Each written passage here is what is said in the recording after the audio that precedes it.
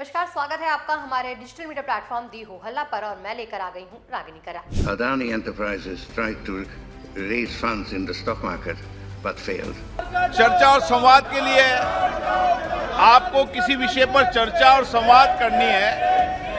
अडानी मुद्दे पर आप चर्चा कराइए, हम अपनी बात रखेंगे।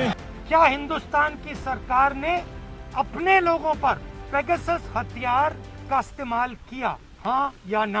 आप मुझे बताइए, पेगासस के द्वारा आपने कितने ड्रग्स नारकोटिक्स के माफिया को आपने पकड़ा है?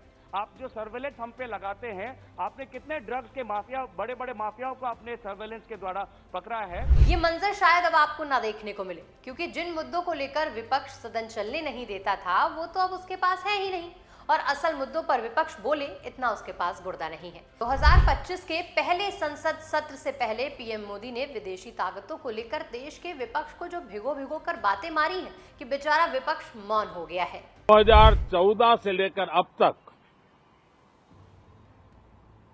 शायद ये पहला पार्लियामेंट का सत्र है कि जिसके एक दो दिन पहले कोई विदेशी चिंगारी नहीं प्रगटी है। विदेश में से आग लगाने की कोशिश रही हुई है। 10 साल से 14 से देख रहा हूं, हर सत्र के पहले शरारत करने के लिए लोग तैयार बैठते थे, और यहां उसको हवा देने वालों की कोई कमी नहीं है। ये पहला सत्र मैं पिछले 10 साल के बाद देख रहा हूं कि जिसमें किसी भी विदेशी कोने से कोई चिंगारी नहीं हुई। इशारों में पीएम मोदी उसी विदेशी चिंगारी की बात बोल गए जिसने हिंडनबर्ग रिपोर्ट, गुजरात दंगों पर डॉक्यूमेंट्री, पेगासस रिपोर्ट वगैरह वगैरह मुद्दों को लेकर सदन में आग लगाई थी। पीएम मोदी ने संसद सदन की शुरुआत से पहले शरारती विदेशी तंत्र की रिपोर्ट का संयोग नहीं बल्कि प्रयोग बताया। जब संसद का सत्र चलता, ठीक उसी से पहले विदेश से कोई न कोई रिपोर्ट सामने आती जो भारत के विपक्षी झट से लपक लेते। कैसे? तो चलिए फ्लैशबैक में। 18 जुलाई 2021 को पेगासस रिपोर्ट आई और मानसून सत्र की शुरुआत 19 जुलाई 2021 को हुई।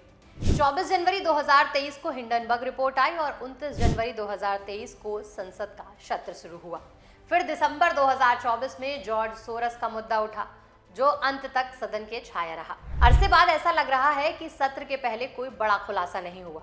उल्टे पिछले 2 साल में संसद के सत्र के ठीक पहले अडानी के बारे में तो कभी सेबी के बारे में खुलासा होता रहा है, सरकार के लिए जिसने मुश्किलें खड़ी की।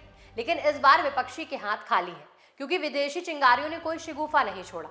यानी अब सवाल यह है कि विपक्ष क्या करेगा, ये विपक्ष जाने। लेकिन एक बात पक्की है कि अगर सब कुछ ठीक रहा तो संसद के बजट सत्र में विधायी कामकाज निपटाए जाएंगे। तभी ऐसा लग रहा है कि बाहरी कारणों से इस बार शायद संसद का बजट सत्र प्रभावित ना हो। खैर, ये तो वक्त बताएगा। तो चलिए फिर मिलेंगे अगले रागिनी के राग में। तब तक मुझे यानी रागिनी को दीजिए इजाजत और देखते रहिए दी हो हल्ला।